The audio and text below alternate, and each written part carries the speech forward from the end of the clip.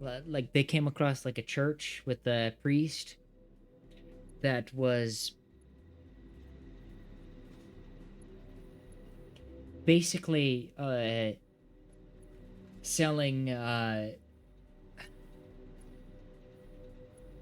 think it was called like Stardust or something,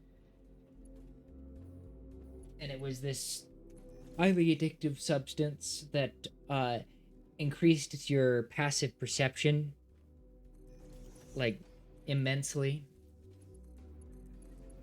when you consumed it, but and I think it also like might have increased your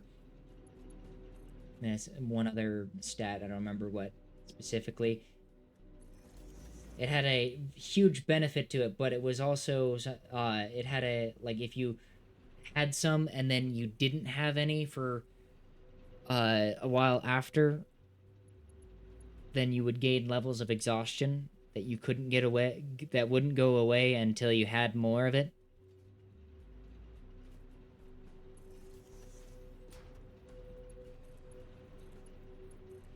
And while none of the party members actually partook, they uh,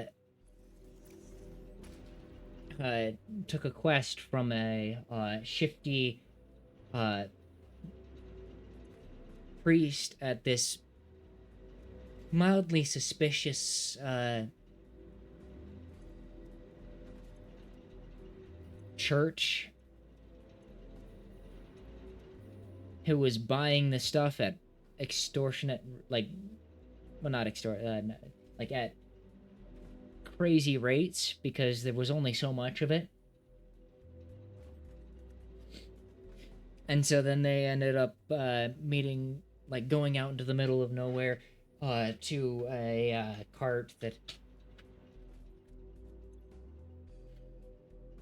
had somebody who was creating this stardust, and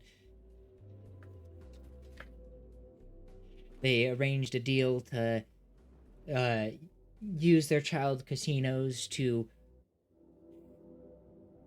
their dusty cheese locations to help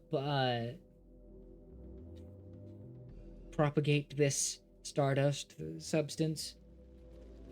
I don't remember if it was called stardust, but this substance to be distributed throughout the city for immense profit gains from the party for the yeah to the party. Um, that was a whole fun storyline. Of course, I hadn't actually seen Breaking Bad at that point, which was, but one of the players had made that connection, and I was like, oh well, I suppose I should actually watch Breaking Bad. And it really, I see where the reference was came in. Um, Now, what are some of my favorite homebrew rules or modifications that I've implemented? Well, as I've described before, the blessings that include every wondrous magic item, I suppose you could say to a degree, is technically homebrew. But I'd also argue that it is described in the DMG as a perfectly valid thing to do. So I see no reason why it isn't just an optional rule rather than a homebrew. Though in terms of like homebrew, I mean, I'm very lenient as long as players are willing to. Like, as long as the players run it by me, I'm usually willing to just allow almost anything. Say almost because there are some things that are just objectively overpowered. And I like to have my when I give things to people, be overpowered. I generally like it to be under my specific control rather than whatever they feel like adding.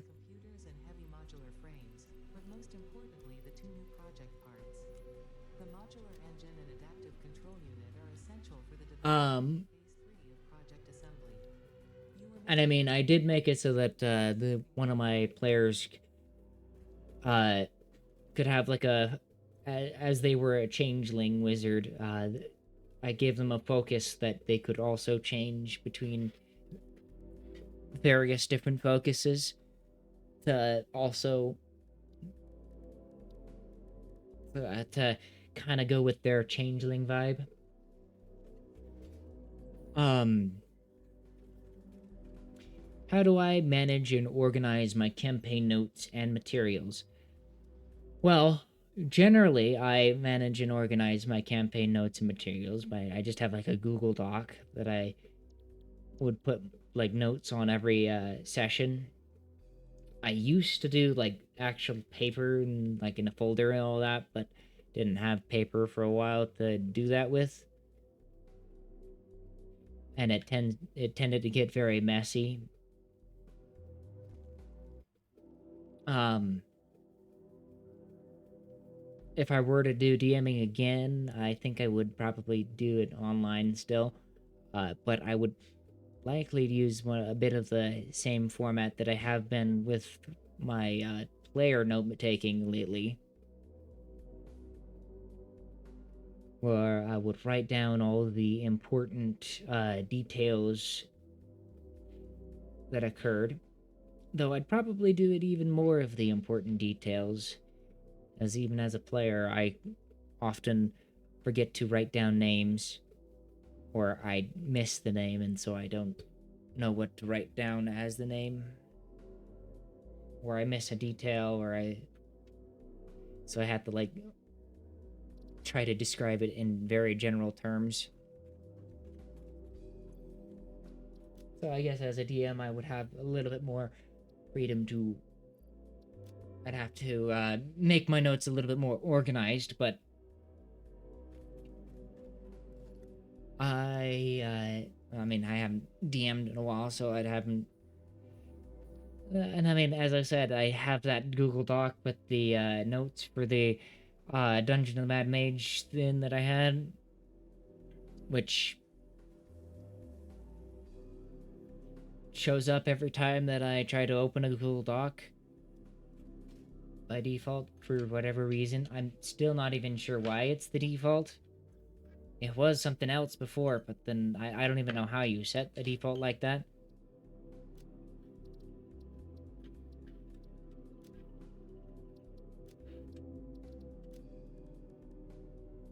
But I did find that it does eventually get very overfilled if I do it in a Google Doc. Uh, though I did find that using the titles to get document tabs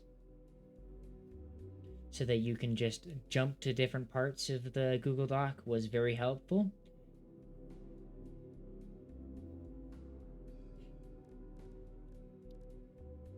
I'm sure that there's a much better tools for keeping campaign notes. I've seen various ads for them, but I've never actually used any because I haven't DM'd in a while. Um, what has been my approach to world building and creating a setting for my campaigns? I remember this one time I created a random map.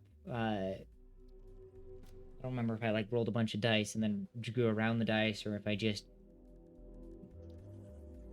drew a random continent and then stuck a bunch of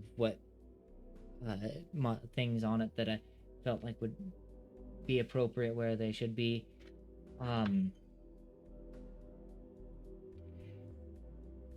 Other than that, I've mostly DM'd official modules, so they're actually just the world is already laid out. I just have to I just alter the settings slightly to my needs, usually by adding some reference or influence by particular entities as I see fit. Um,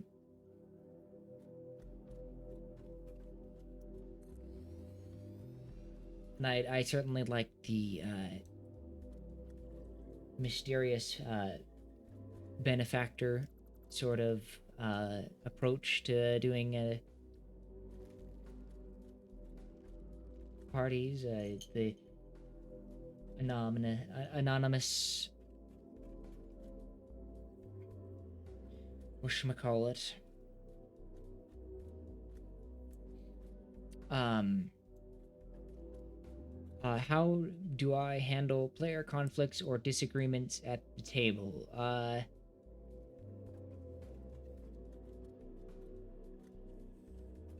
Frankly, I don't even remember if there was any player conflicts or disagreements at when I did my DMing.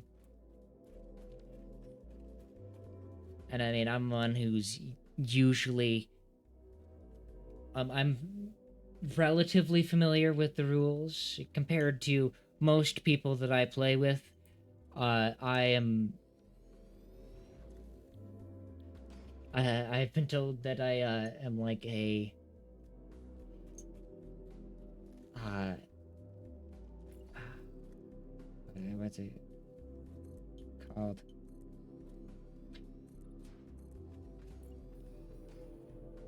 In essence, generally know a lot about the rules and will say a lot about the rules.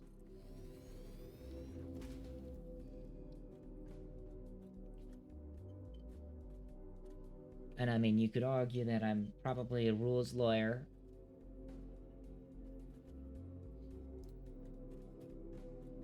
But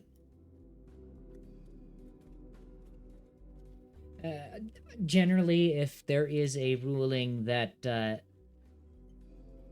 player is confused about, most of the time I'm familiar with it and know the ruling, though I'm not perfect, and there are certainly times that I don't know the ruling on things.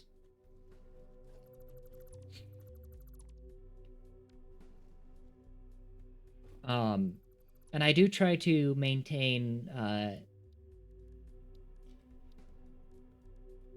a bit of consistency with my rulings, though generally, if someone points out that how something should mechanically work and makes a solid argument to why it should mechanically work like that, I'm willing to allow it.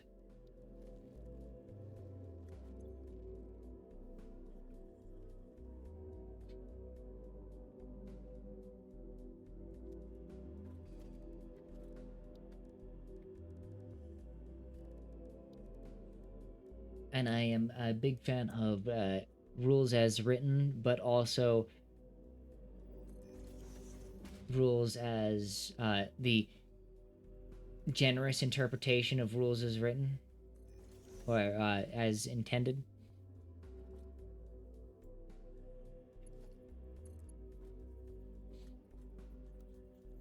So if someone wants to do something when they're playing with me, I'm usually more than willing to allow them a lot of lenience. And then for the final question, what are some of the most rewarding aspects of being a DM for me?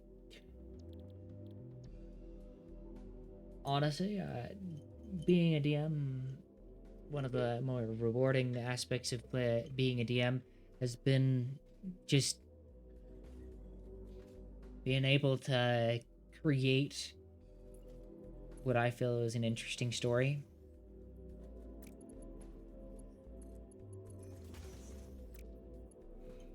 Um, it's also a great opportunity for me to um well, I kind of use it as an opportunity to justify my personal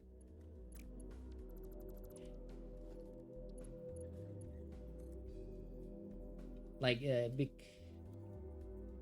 I like to DM in the way that if I were a player for myself, I would like to be able to, if I wanted to be able to do something, like I try to think, would I as a player want to do this? Be able to do that. And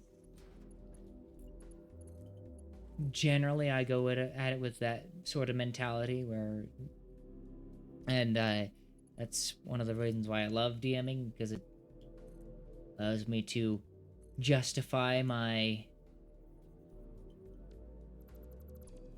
ideas and rulings on how certain mechanics should be allowed to be used. Um,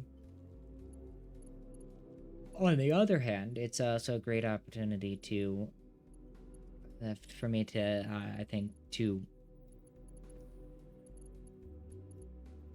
like really just have lots of fun with wacky things.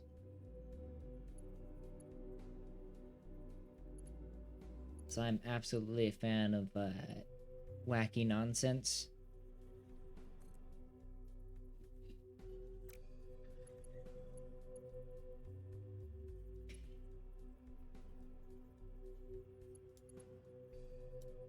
And cool character abilities.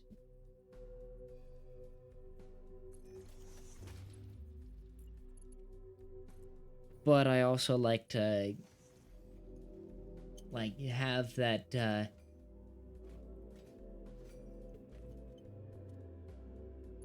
I always like to involve a mysterious entity, and it's a great when DMing is a great opportunity for me to tie the players to a mysterious entity.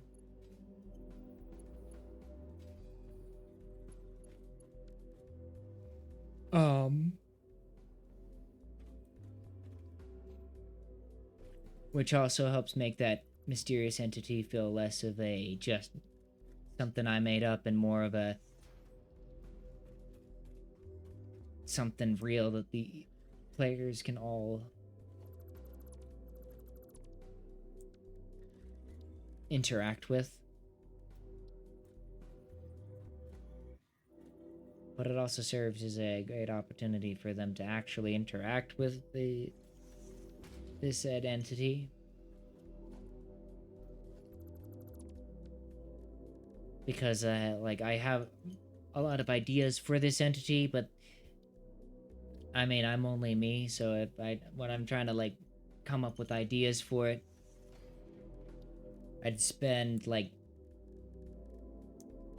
there's only so much I can do spending hours trying to imagine how they might interact with another person or interact with in a setting with other people, and well, other people are a great opportunity to show like actually like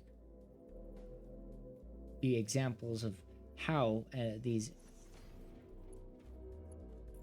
how people actually would perceive and interact with said entity.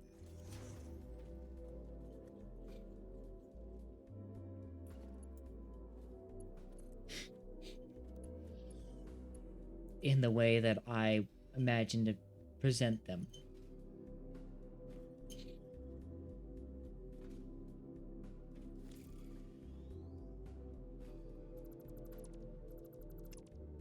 Um, and I suppose that's the end of my questions there. I'm starting to lose my train of thought.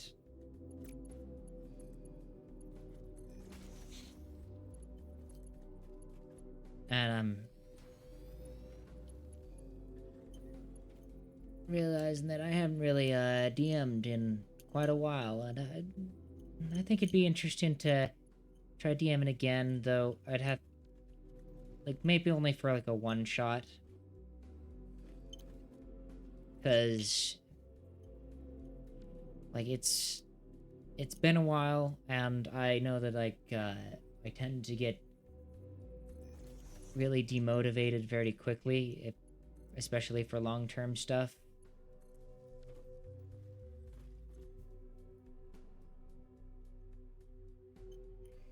Um, so I would need a like very solid plan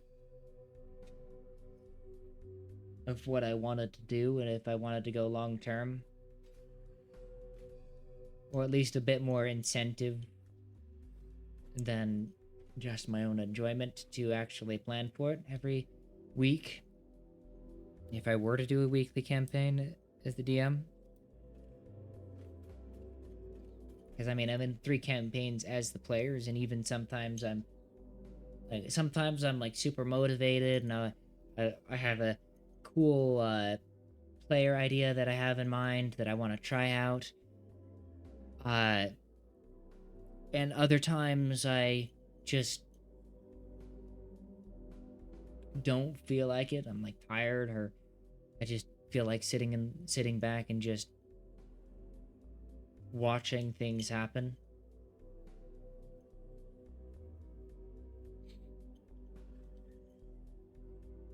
Though now having been doing online campaigns, uh, and actually being with, like playing with a DM who is like actually knows what they're doing for a longer than like a couple sessions,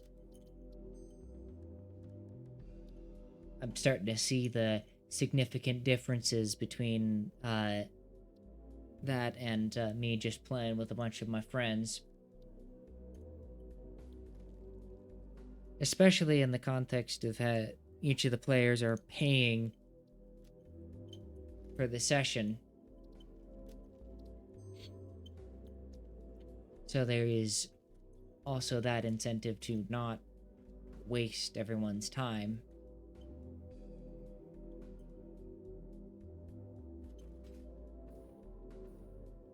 So I suppose with that, thank you for watching. I hope you have enjoyed this video. I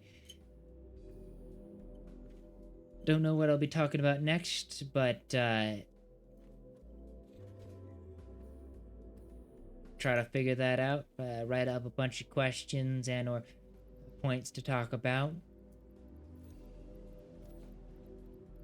Might try this format again where I just have the video pre-recorded and then I'm just talking while it's going. Because I have been trying to consider how long it's. Because I'm not doing very much editing here. I literally just have the video playing in a video player, and I'm like watching it while recording it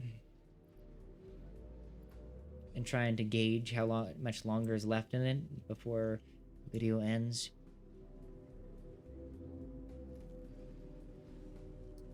Because editing videos takes quite long, and I still don't know quite how to add. I don't have very good editing software, basically. Yeah, that.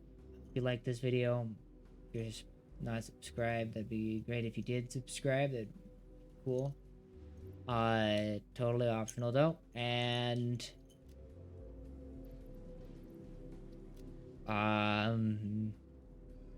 if you're my uncle listening to this, I hope that we can arrange a time to play sometime soon.